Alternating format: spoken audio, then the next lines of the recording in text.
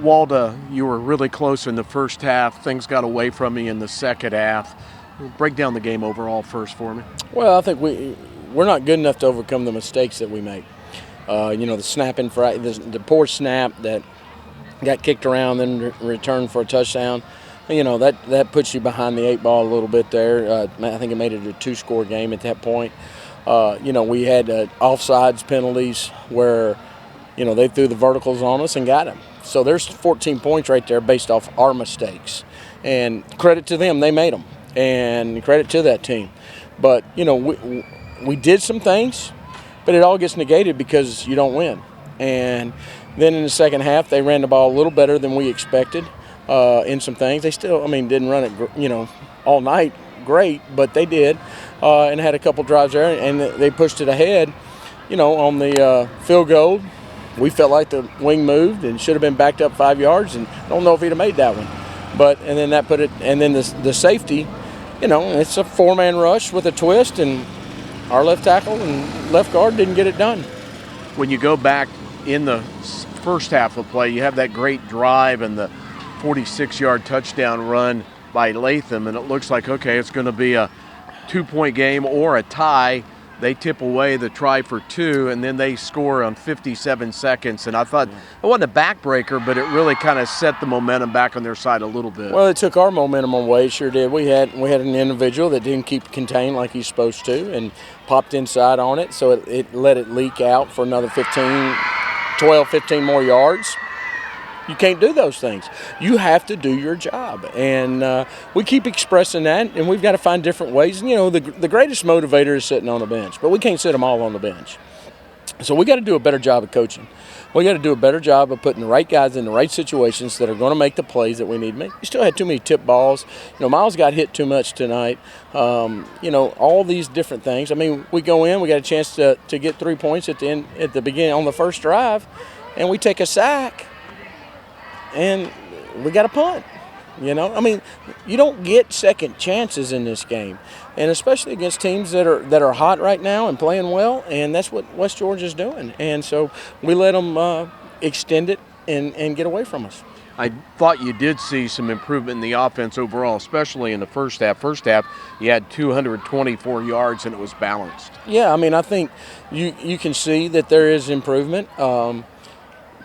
We got to continue to improve. And like I said, we can't make the mistakes that we're making. And you get that out of young people sometimes. Well, it still can't happen, Greg. And that's coaching. That's on me. I'll take full responsibility for it. We'll get it fixed. And, we got a great team coming in next week, Nicholls State, and we got to be ready for them. You referenced the sack there. You got the ball to start the second half. You're driving, and then looked like Cowey's the touchdown. Was that a pick play that they called there along the post? No, it was not a pick play. What was it then? Their guy ran right into our guy. Our guy was running a deep over at 12 to 15 yards. You don't pick anybody at 12 to 15 yards. So that took a touchdown away that would have made it a 2-point game. Yeah. Second half, they were able to run Lester, and I hate that T.J. Lester did what he did against the Colonels, but he comes from a great family in the late Tim Lester, but he really picked it up after you really shut down Morrell, and then he was in street clothes in the second half. Well, I think you look, and T.J. did a nice job. I'm not taking anything away from him, but he had holes. We got to do a better job of stopping the run. And, we did a great job in the first half. I think we did a better job the end of the fourth quarter. But in the third quarter, we didn't do a great job, and we let him get loose. And we knew what kind of back he was, and that's why he was committed to us. But he didn't want to come here, and that's fine. And he's going to be a good back for a long time. But, we still held him to 280-something yards. Our defense for the most part, played really well. But, you can't stay on the field like we did. I don't know what time of possession was, but you got to get off the field. And we've got to have our backups in the D-line step up. Gabe Fletcher's got to step up and start playing the way he knows he can play. And we've got to get the other guys. James Hand's got to come on and develop more for us. And I'm not calling them out in a negative way. I'm just saying we've got to be able to rotate those guys in there so they're not getting all the snaps. Played 8 guys on the offensive line tonight. Yeah, I mean, we went into the game doing that. We knew we had 8 guys that we thought we could trust to put in there.